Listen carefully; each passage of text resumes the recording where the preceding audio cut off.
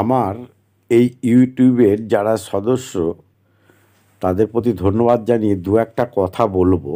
আমি এতদিন নির্বাক ভিডিও ছেড়ে এসেছি, আজকে মনে হলো যেন একটুখানি আমার দর্শকদের উদ্দেশ্যে জানাই যে আমাদিকে প্রচণ্ড ব্যস্ততা এবং রিস্ক নিয়ে ধৈর্য নিয়ে এই এমার্জেন্সি কাজগুলোকে করতে হয়।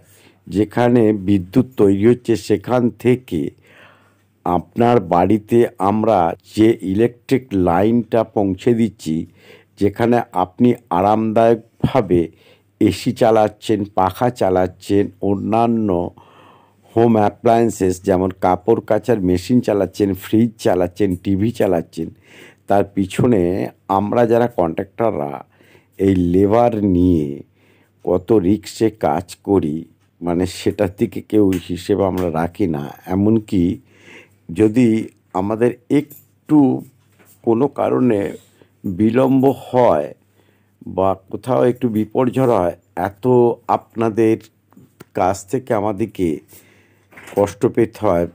কিন্তু কতখানা রিস্ক নিয়ে কাজগুলো আমরা লেবার দিকে নিয়ে করি, মানে সেদিকে কিন্তু আপনারা একটু খেয়াল করেন না। দেখবেন বড় কথা, এটা আমাদের সার্ভিস, এটা আমাদেরকে দিতে হবে, আমরা দায়িত্ব নিয়েছি সরকারের কাছ থেকে, করতে হবে।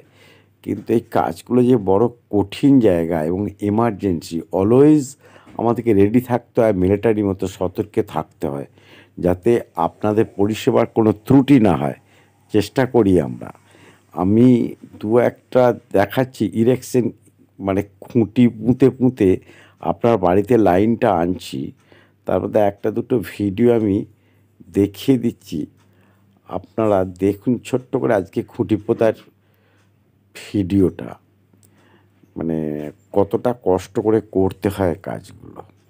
ইলেকট্রিক সম্বন্ধে আরও কিছু ভিডিও আমি আগামী দিনে দেব আপনাদেরকে, সেই ভিডিওগুলো আপনারা দেখবেন, অনেক কিছু শেখার আছে ইলেকট্রিকে। ধন্যবাদ, এটা দেখুন আপনারা।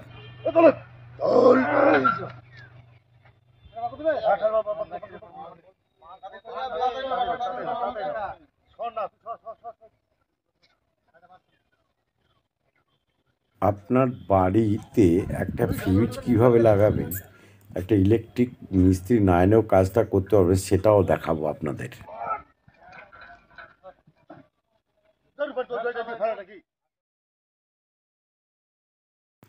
আগামী দিনে আমি ইলেকট্রিক ইঞ্জিনিয়ারিংয়ের ওপর বা ইলেকট্রিক টেকনিশিয়ানের ওপর যারা আইটিআই বা পলিটেকনিক এমনকি বিটেক পর্যন্ত করছে, কিভাবে ইরেকশন করতে হয়, কিভাবে পাওয়ার ডিস্ট্রিবিউশন করতে হয়, এগুলো কিন্তু আমি দেখাবো।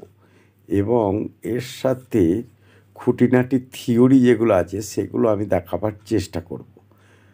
আপনারা আমাদের ভিডিওকে আবার নতুন, আমাদের এই অডিও এবং ভিডিও একসাথে এনে আমার ইউটিউবটাকে আরও ভালো করে আমি সাজাবো, যাতে ইলেকট্রিকের উপরে আপনাদের নলেজ হয়, এটা আপনারা দেখবেন।